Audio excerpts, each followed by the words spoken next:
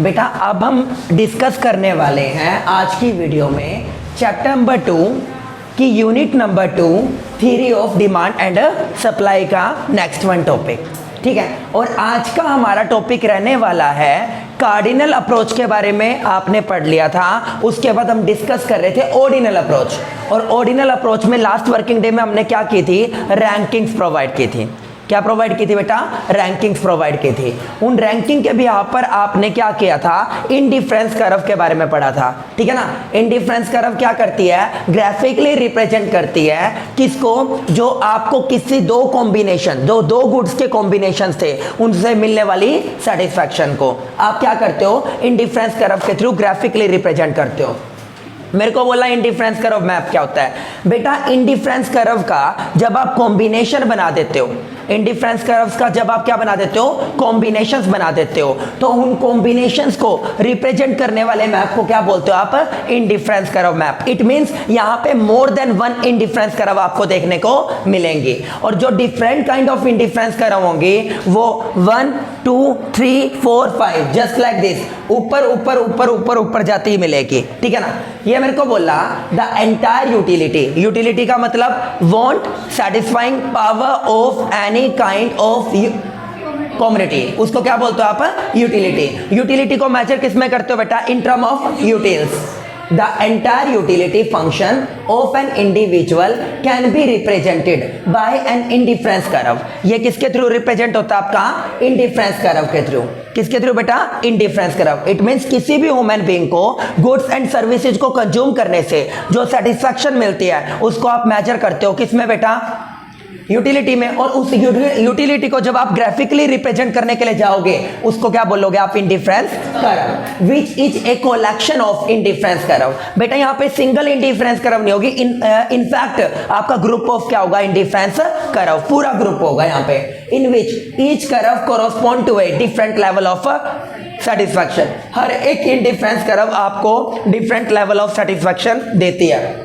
बेटा जो indifference curve right hand side में वो अपवर्ड डायरेक्शन में होते हैं वो आपको ग्रेटर सेटिस्फैक्शन देती है, और जो indifference curve left hand side में लोअर होती है वो आपको लेस देन सेटिस्फैक्शन देती है। इस तरह आप क्या कर देते हो, इनको रिप्रेजेंट करते हो। बोला a set of indifference curve is called indifference curve map. जो इंडिफरेंस कर्व का सेट होता है उसे आप क्या बोलते हो, इंडिफरेंस कर्व मैप। या आपने मैप बना दिया। फिर बोलता है each indifference curve is a set of point and each point shares A common level of utility with others. It means आप क्या करते हो बेटा, मैंने यहाँ पे क्या बनाए थे, दो कॉम्बिनेशन बनाए थे। लगा लो मैं बात करता हूँ किसकी, आपके ऑरेंजेस की, और आपकी किसकी ले लेता हूँ मैं साथ में, एप्पल की।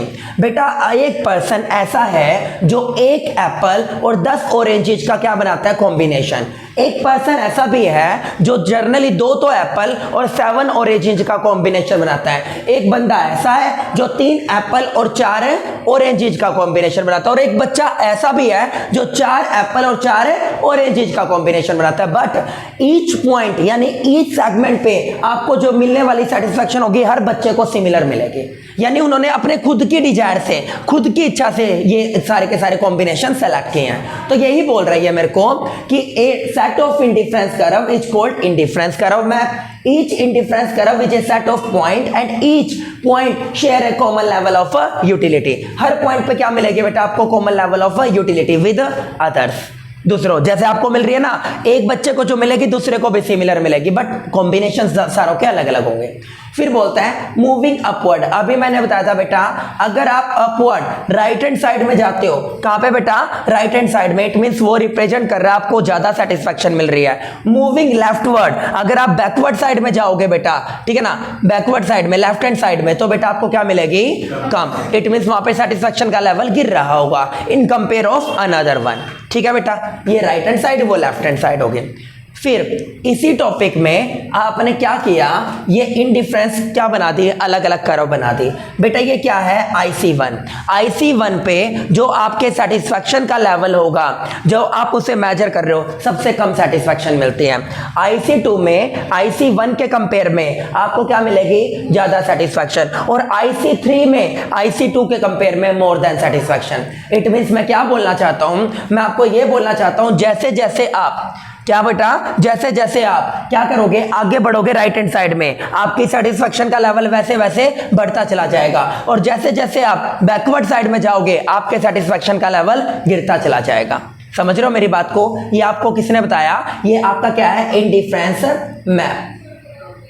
क्या बेटा, ये मेरा इंडिफरेंस मैप जो different kind of indifference curves को शो कर रहा है। ठीक है, अब मैं बात करता हूं एमआरएस। बेटा ऐसा कभी नहीं हुआ कि आप दोनों कम्युनिटी की यूनिट्स को बढ़ा दो, दोनों कम्युनिटी, क्योंकि यूटिलिटी का मतलब होता है किसी चीज को कंज्यूम करना, और अगर आप किसी चीज को कंज्यूम करोगे उसके कंजप्शन से आपको क्या मिलेगी बेटा, सेटिस्फैक्शन मिलेगी। आप ऐसा कभी नहीं कर सकते कि दोनों गुड्स की कम्युनिटी को इंक्रीज कर दो, क्योंकि आपकी किसी भी चीज को कंज्यूम करने का एक लेवल होता है और वो क्या होता है, कांस्टेंट होता है। बेटा आप उसे लिमिटेड लेवल से ज्यादा नहीं बढ़ा सकते। पेट की भी आपकी एक स्टोरिंग कैपेसिटी होती है, वो उससे ज्यादा होगा तो फूड पॉइजनिंग, दूसरी आपको कॉन्सिक्वेंस देखने को मिल सकते हैं। दैट्स वाई मैं क्या बोलता हूं, अगर आप फूड में से एक आर्टिकल की यूनिट को बढ़ाओगे तो सेकंड वन को क्या करना पड़ेगा, आपको डिक्रीज करना पड़ेगा। ये आप अच्छी तरह जानते हो, ठीक है ना, ये चीज है। मेरे को बोला MRS, marginal rate of substitution. कई बार बेटा मैं इसके लिए वर्ड यूज करता हूं MRTS,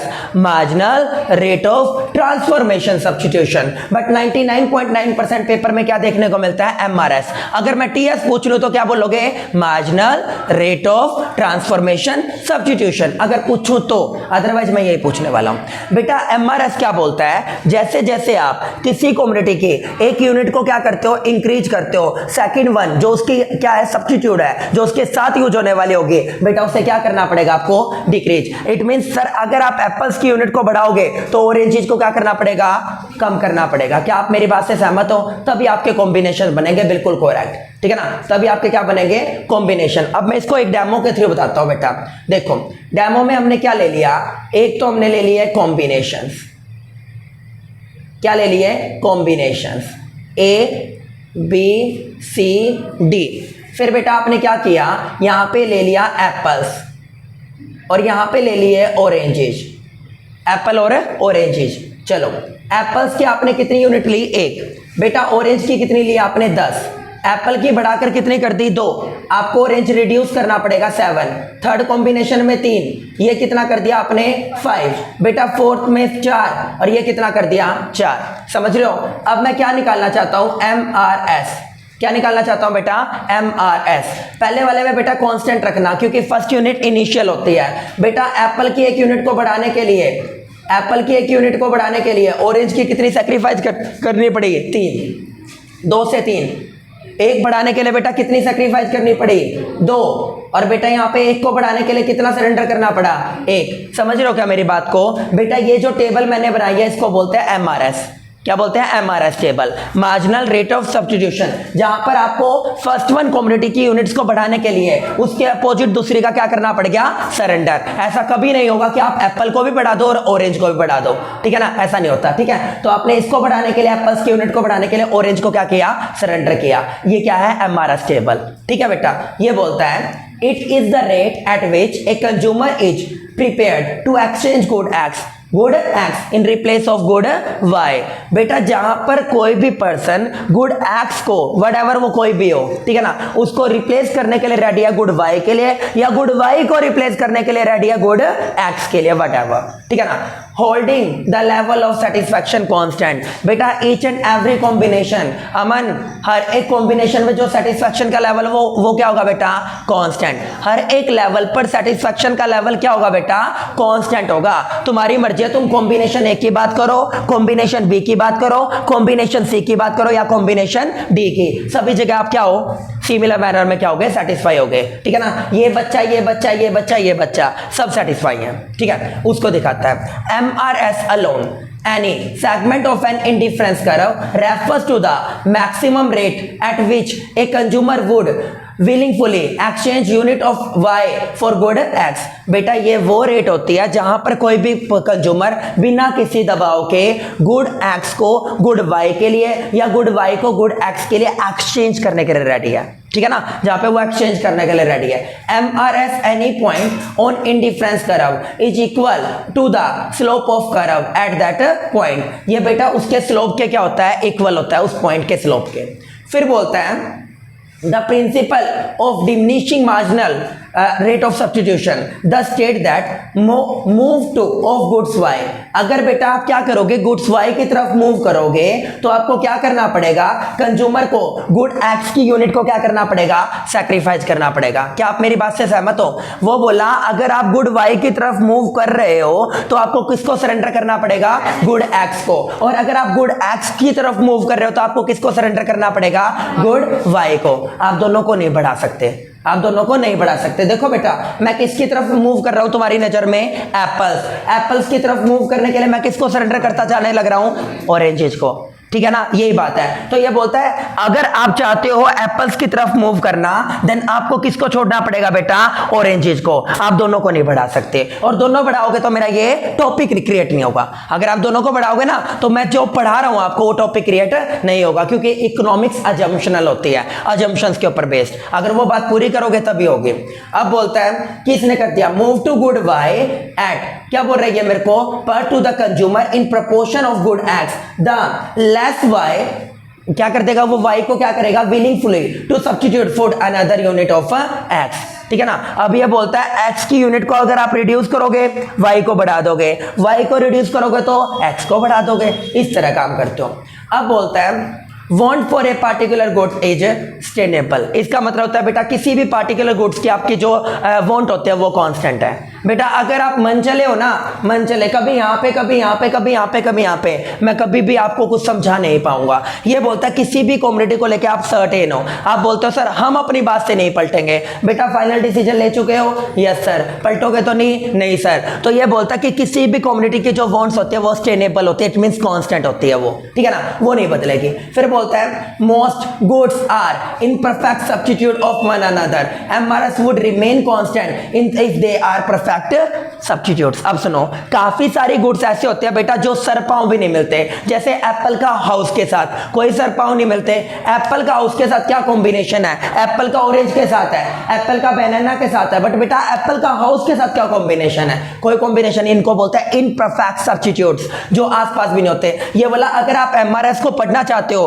तो परफेक्ट सब्स्टिट्यूट दो कम्युनिटी का होना कंपलसरी है। तो दैट्स व्हाई मैं क्या बोलता हूं यहाँ पे, क्या है वो, परफेक्ट सब्स्टिट्यूट। अगर वो इनपरफेक्ट सब्स्टिट्यूट है तो बेटा उस केस में कभी भी आपका एमआरएस का टॉपिक क्रिएट नहीं होगा। पहली कंडीशन क्या लगाई बेटा मैंने, आपकी हर एक वांट क्या है, सस्टेनेबल कांस्टेंट। दूसरी कंडीशन क्या लगाई, आपकी कम्युनिटी परफेक्ट क्या होनी चाहिए, सब्स्टिट्यूट। अगर वो इनपरफेक्ट सब्स्टिट्यूट है दैट उनके उस केस में एमआरएस का टॉपिक क्रिएट नहीं होगा। समझ रहे हो मेरी बात को, ठीक है।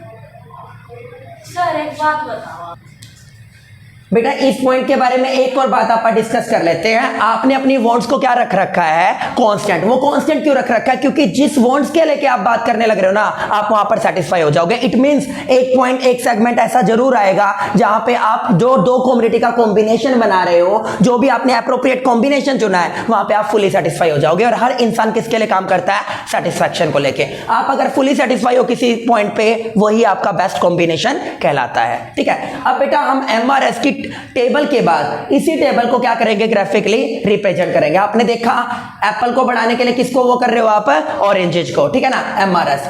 मेरे को बोला कि अगर आप गुड एक्स और गुड वाई, अगर गुड एक्स को इंक्रीज करोगे तो गुड वाई को क्या करना पड़ेगा बेटा, डिक्रीज करना पड़ेगा। मैंने क्या लिखा, डेल्टा सी। क्या लिखा बेटा मैंने, डेल्टा सी। इसका मतलब होता है चेंजमेंट, यानी एक कम्युनिटी में होने वाले चेंजमेंट का दूसरी कम्युनिटी में होने वाले चेंजमेंट के ऊपर क्या इंपैक्ट पड़ा। बेटा नीचे क्या लिख लो आप, ऑरेंजेस, ऊपर क्या लिख लो, एप्पल्स। फिर क्या कर दो बेटा, उसको ग्राफिकली रिप्रेजेंट कर दो।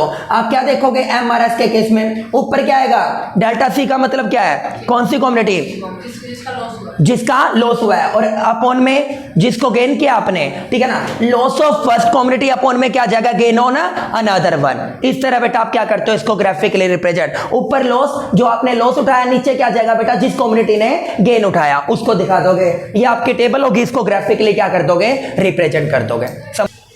बेटा अब हम डिस्कस करेंगे आपकी इंडिफरेंस कर्व की प्रॉपर्टीज को लेके, ठीक है। प्रॉपर्टीज इस नंबर 1 क्या है आपकी, indifference curve slope downward to the right, to the right, left to right आपकी क्या है, स्लोप डाउनवर्ड है। क्यों है बेटा, इसका रीजन क्या है। आपने दो गुड्स ले ली, उनके कॉम्बिनेशंस की बात करी, गुड ए और गुड बी। बेटा ये बोलता है अगर आप गुड ए की यूनिट को इंक्रीज करते हो देन आपको गुड बी की यूनिट को क्या करना पड़ेगा, डिक्रीज करना पड़ेगा। मानते हो या नहीं मानते? अगर आप गुड ए की यूनिट को इंक्रीज करते हो देन आपको गुड बी की यूनिट को क्या करना पड़ेगा, डिक्रीज करना पड़ेगा। डिक्रीज करना पड़ेगा तो आपको इसकी वजह से बेटा आपका ये जो स्लोप होता है वो क्या हो जाता है, आपका डाउनवर्ड होता है। क्या होता है? डाउनवर्ड होता है, फ्रॉम लेफ्ट टू राइट। दूसरा इसी पॉइंट से रिलेटेड है बेटा, बट उसको मैंने अलग से आइडेंटिफाई किया है। Indifference curve are always to the convex to the origin. बेटा जो पुराने वाला पॉइंट मैंने आपको बताया है वही वाला पॉइंट इसको आगे क्या करेगा, कैरी फॉरवर्ड करेगा। ये बोल रहा था क्या कि आप गुड ए को इंक्रीज करोगे तो गुड बी को क्या करना पड़ेगा, डिक्रीज करना पड़ेगा। इसको बोलते हैं बेटा due to marginal rate of substitution. इससे पहले मैंने आपको पढ़ाया, ठीक है। अगर आप गुड ए की यूनिट को जैसे जैसे बढ़ाते चले जाओगे वैसे वैसे आपको गुड बी की यूनिट को सरेंडर करना स्टार्ट करना पड़ेगा। बेटा उस सरेंडरनेस की वजह से, आपके मार्जिनल रेट ऑफ सब्स्टिट्यूशन की वजह से, क्योंकि दो आर्टिकल एक दूसरे के परफेक्ट सब्स्टिट्यूट्स हैं, दोनों को इकट्ठे नहीं बढ़ाया जा सकता। गुड ए को बढ़ाने के लिए गुड बी को सरेंडर करना पड़ेगा। यही रीजन है बेटा, इसका रीजन क्या होता है, एमआरएस।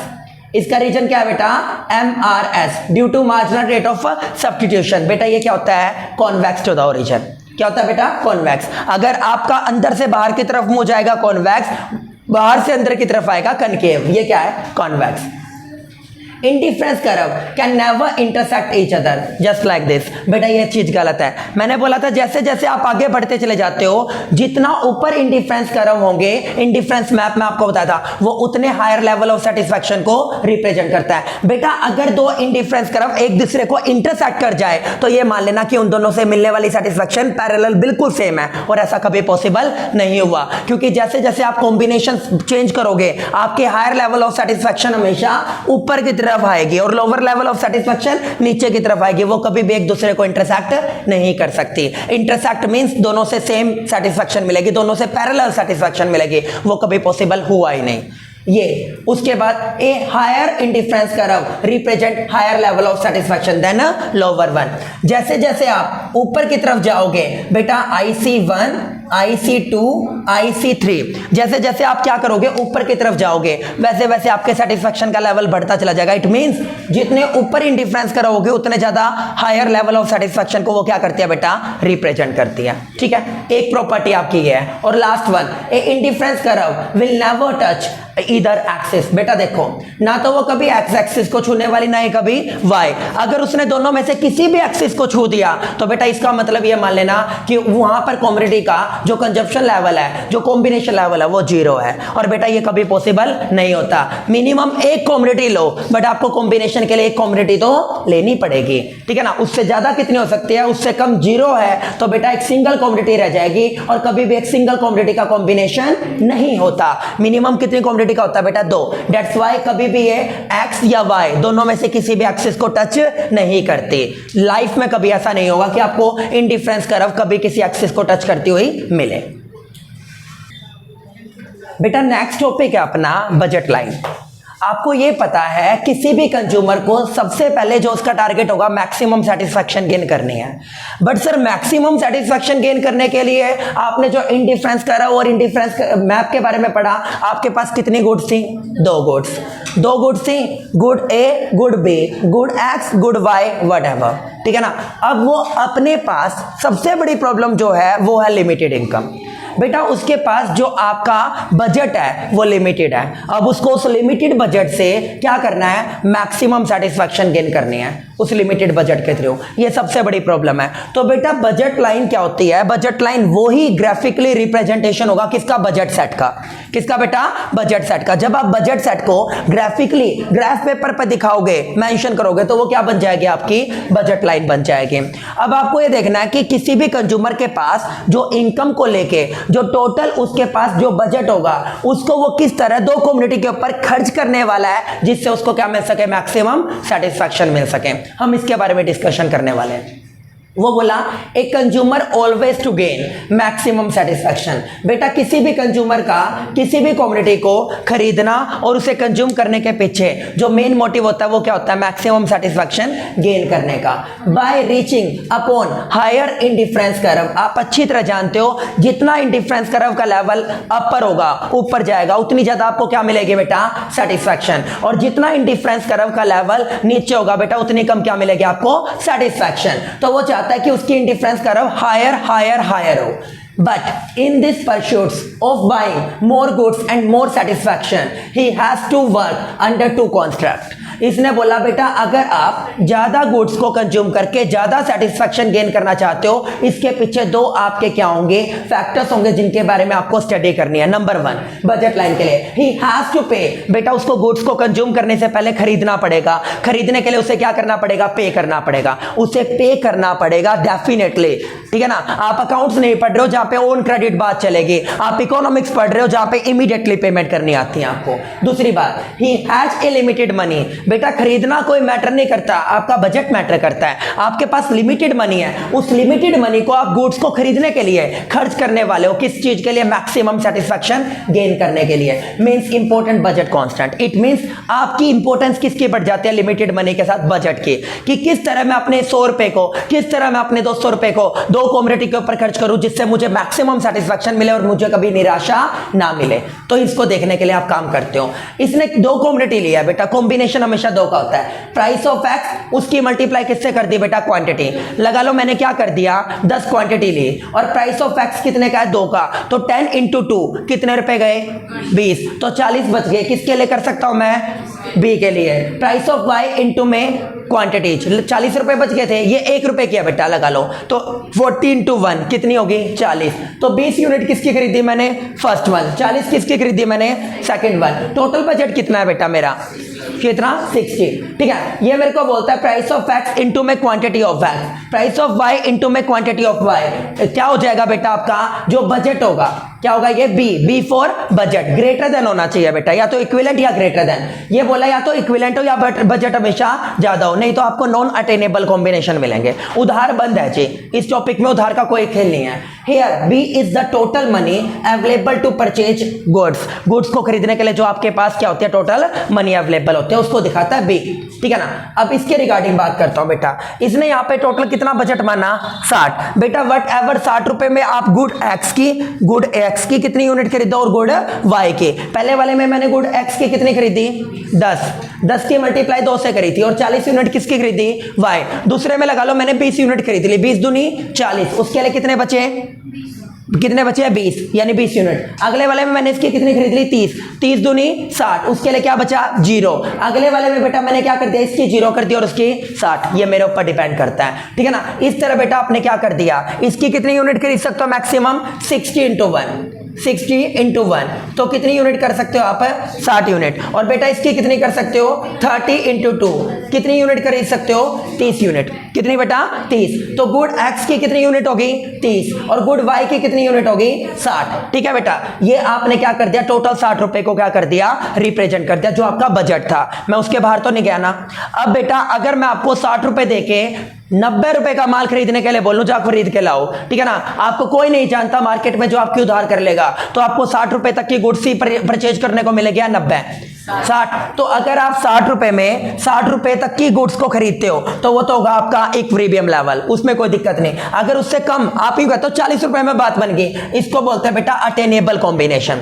आपकी गिवन मनी और गिवन जो भी आपका कॉम्बिनेशन लेवल होगा, उससे जो आपने बजट बनाया होगा, जिस टारगेट को आप अचीव करने में कामयाब हो जाओगे, उसे क्या बोलोगे? Attainable combination. और जिस टारगेट को आप अचीव नहीं कर सकते 60 रुपए देके 90, तो बेटा उसे क्या बोलोगे? Non attainable combination. उसको आप क्या नहीं कर सकते? अटेन नहीं कर सकते। ये 90 वाला है, ये 90 वाला, ये 60 वाला, ये 40 वाला, ठीक है ना। फिर बोलता है बेटा बजट लाइन इक्वेशन बता दी मैंने। Price of X quantity of X, price of Y quantity of Y is equal to budget, इसका मतलब 60 रुपए के बराबर आएगा जो भी टेबल आप बनाओगे। समझ रहे हो बेटा, ये चीज आगे।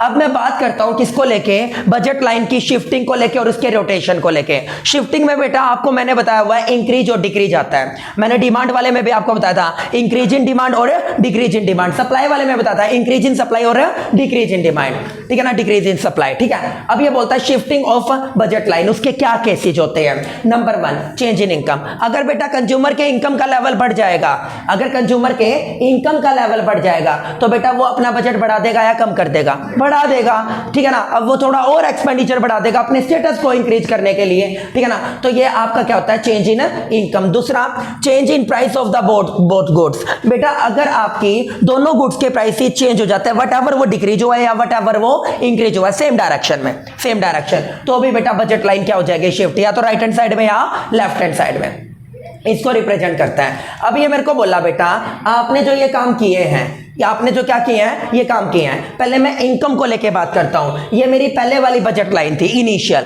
बेटा मेरी इनकम इंक्रीज हो गई, तो इनकम इंक्रीज होने से budget line right hand side में जाएगी या लेफ्ट हैंड साइड में। सर आपने इतनी बार बताया है कोई भी चीज इकोनॉमिक्स में राइट हैंड साइड में बढ़ती है, तो बेटा कहां पे शिफ्ट हो जाएगा, राइट हैंड साइड में। ये 60 वाला था, ये क्या हो गया 80 वाला। कौन सा हो गया बेटा 80। बट अगर कोइंसिडेंटली मेरी इनकम डिक्रीज हो जाए, मेरी इनकम क्या हो जाए, डिक्रीज। इनकम डिक्रीज होने पे तो बेटा मेरी budget line left hand side में चली जाएगी या नहीं चली जाएगी, चली जाएगी। ये लेफ्ट हैंड साइड कौन से वाला है, 40 वाला। कौन से वाला है, 40 वाला। समझ रहे हो मेरी बात को, ठीक है। ये तो बात थी सर फर्स्ट वन की। अब आ गया दोनों प्राइसेस सेम डायरेक्शन में बढ़ रहे हैं, गुड एक्स के भी गुड वाई के भी। अगर दोनों प्राइसेस सेम डायरेक्शन में इंक्रीज हो रहे हैं तो बजट लाइन के ऊपर पॉजिटिव इंपैक्ट है या नेगेटिव, पॉजिटिव इंपैक्ट है या नेगेटिव। दोबारा रिपीट कर रहा हूं, दोनों प्राइसेस गुड्स के बढ़ रहे हैं तो बजट लाइन के ऊपर पॉजिटिव है नेगेटिव, नेगेटिव इंपैक्ट है। यहां पे बजट लाइन कहां पे शिफ्ट हो जाएगी, लेफ्ट हैंड साइड में। और अगर दोनों प्राइसेस सिमिलर मैनर में डिक्रीज हो रहे हैं तो आपका बजट क्या हो जाएगा, इंक्रीज, ऑटोमेटिकली कहां पे आ जाएगा, राइट हैंड साइड में। बेटा ये बात थी शिफ्टिंग ऑफ आपकी बजट लाइन। अब मैं बात करता हूं रोटेशंस की। किसकी बात करता हूं बेटा, रोटेशंस की। अगर आप रोटेशंस को लेके बात करोगे तो ये बोलता है change in price of one goods only. इसका मतलब एक गुड्स का प्राइस कांस्टेंट रखा, दूसरी का प्राइस क्या हो गया, चेंज हो गया। उसका क्या इंपैक्ट देखने को मिलता है, एक गुड्स का प्राइस बदला। अब यहां पर बेटा फर्स्ट वन केस में मैंने लिया गुड एक्स का प्राइस कांस्टेंट है, गुड वाई का प्राइस क्या हो गया, डिक्रीज। अगर गुड वाई के प्राइस डिक्रीज हो गए, ये पहले का बजट था बेटा, ये कहां पे शिफ्ट हो जाएगा, यहां पे। मैंने सिर्फ और सिर्फ किस में इंक्रीमेंट दिखाया, वाई में। किस में इंक्रीमेंट दिखाया बेटा, वाई में। एक्स को क्या रखा, कांस्टेंट। एक्स को क्या रखा मैंने, कांस्टेंट रखा। अगले वाले में मैंने क्या कर दिया, गुड एक्स के प्राइस को इंक्रीज कर दिया। अगर बेटा वाई का प्राइस कांस्टेंट है और एक्स का प्राइस मैं क्या कर दूं, इंक्रीज, तो बेटा उसका ऑटोमेटिकली बजट का शेड्यूल क्या हो जाएगा, गिर जाएगा। वो कहां पे चला जाएगा, लेफ्ट हैंड साइड में। कहां पे चला जाएगा, लेफ्ट हैंड साइड में। इस वाले पॉइंट में बेटा मैंने दोनों को बढ़ाया, दोनों को घटाया था, बट इस वाले पॉइंट में मैंने सिर्फ एक के ऊपर इंपैक्ट डाला। दैट्स वाई इसको रोटेशन का पॉइंट बनाया और उसको मैंने शिफ्टिंग का पॉइंट बनाया। मेरे ख्याल से आप समझ गए होंगे कि क्या डायग्राम के थ्रू हमने क्या रिप्रेजेंट किया है। ये ऑल ओवर बेटा परफॉर्मेंस थी किसकी, बजट लाइन को लेके, ठीक है। अब हम इस चैप्टर के लास्ट पॉइंट को डिस्कस करने वाले हैं।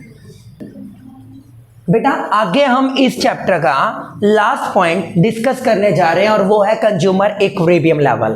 कोई भी कंज्यूमर सेटिस्फैक्शन पे कोई भी कंज्यूमर मैक्सिमम सेटिस्फैक्शन कहां गेन करता है, वो किस पॉइंट पर संतुलन में है।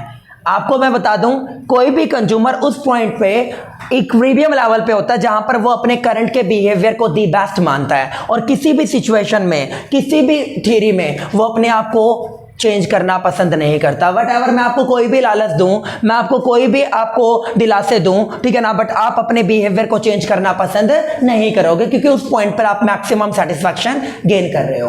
बोलता है a consumer attains equilibrium level at the intersection point of budget line and at a particular higher indifference curve. जहां पर बेटा आपकी बजट लाइन, ये क्या है मेरी बजट लाइन, क्या है ये मेरी बजट लाइन, बजट लाइन के साथ जो आपकी इंडिफरेंस कर्व का हाईएस्ट जो आपकी इंडिफरेंस कर्व होती है वो जो इंटरसेक्ट करती है, हालांकि इसके ऊपर भी है बट बेटा वो क्या हो जाएगा, आपका ऊपर चला जाएगा बजट लाइन, जिसको आप नॉन अटेनेबल कॉम्बिनेशन का पार्ट बनाओगे। मैंने बोला मेरा बजट लाइन जिसके आपके इंडिफरेंस कर्व के जिस कॉम्बिनेशन के साथ क्या कर देता है, इंटरसेक्ट करता है, वो बेटा मेरा इक्विलिब्रियम लेवल है। इट मींस जो मेरी गिवन इनकम है, जो मेरे पास अवेलेबल मनी है, उससे जो मैं दो कॉम्बिनेशन बना रहा हूं वो मेरे को मैक्सिमम सेटिस्फैक्शन एक्वायर करके दे रहे हैं। ये मेरा कंज्यूमर का इक्विलिब्रियम लेवल होगा। बोलता है अजम्पशंस में consumer has given indifference map for two goods. बेटा दो गुड्स का इंडिफरेंस मैप आपको ऑलरेडी गिवन है। फिर क्या बोलता है फिक्स्ड इनकम। बेटा अगर आपकी इनकम इंक्रीज हो जाएगी तो मैंने पॉइंट पढ़ा है शिफ्टिंग का, तो वहां पर पॉइंट चेंज हो जाएगा। इनकम इंक्रीज और डिक्रीज नहीं होनी चाहिए, वो कांस्टेंट होनी चाहिए। उसके बाद price of both goods are given and fix. बेटा दोनों गुड्स के price good X good Y वो आपको गिवन है और वो आपके फिक्स हैं, उसमें भी कोई चेंजमेंट नहीं चाहिए। अजम्पशंस आप जानते हो, अगर ये बदली तो पॉइंट ही बदल जाते हैं। फिर बोलता है all goods are homogeneous and divisible. आपकी सभी के सभी गुड्स होमोजीनियस है, जिनको आप आइडेंटिकल बोलते हो, और उनमें क्या कर सकते हो बेटा आप डिवीजन तोड़ मोड़ कर सकते हो।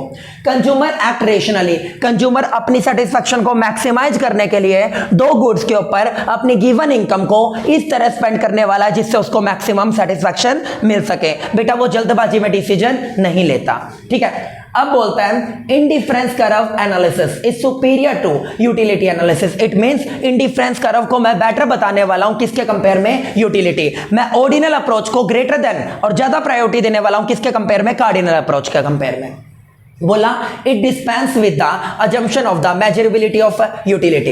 बेटा ये क्या करता है, यूटिलिटी का जो मेजरमेंट है उसने वो कार्डिनल उसमें वो की, इसने क्या किया ग्राफिकली उसको रिप्रेजेंट करके इसने यूनिट्स को प्रायोरिटी दी रादर देन यूटिल्स को, रादर देन यूटिल्स। ये कॉम्बिनेशन यूनिट्स के बना सकता है क्योंकि वो डिविजिबल सेंस में है, वो प्रॉपर सेंस में है, एक यूनिट दो यूनिट तीन। बट बेटा यूटिलिटी हर एक पर्सन की अलग अलग होती है, बट जो यूनिट कंज्यूम करने का लेवल होता है वो सिमिलर होता है। ठीक है, फिर बोलता है it studies more than one commodity at a time. बेटा ये एक से ज्यादा, वहां पर क्या था एक टाइम पीरियड में आप एक कॉमोडिटी को क्या कर सकते थे, रिप्रेजेंट। यहां पे एक टाइम पीरियड में एक से ज्यादा कॉमोडिटी के कॉम्बिनेशंस इंडिफरेंस मैप के थ्रू रिप्रेजेंट हो सकते हैं।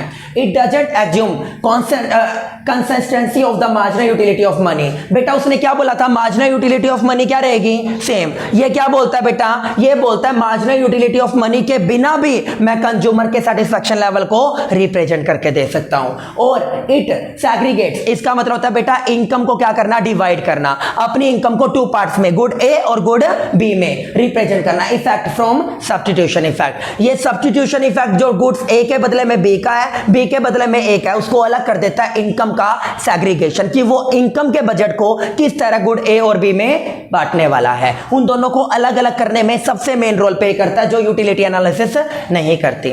ठीक है बेटा, इसने क्या बोला, एमआरएस। अगर आप मार्जिनल रेट ऑफ सब्स्टिट्यूशन की बात करते हो, कैसे निकलता है, marginal utility of X commodity upon में marginal utility of Y is equal to price of X upon में प्राइस ऑफ वाई।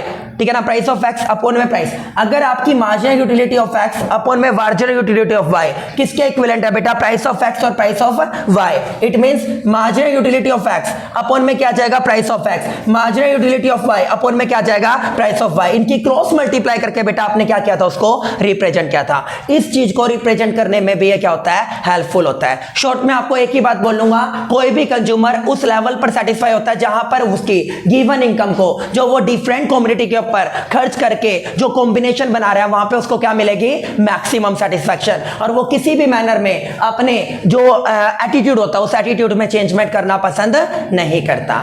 बेटा ये आपका था चैप्टर नंबर 2 की सेकंड यूनिट का last topic, consumer equilibrium level. कल हम नया चैप्टर स्टार्ट करेंगे, थ्योरी ऑफ कॉस्ट, और उसके बारे में डिस्कशन करेंगे। आज के लिए इतना ही, थैंक यू सो मच।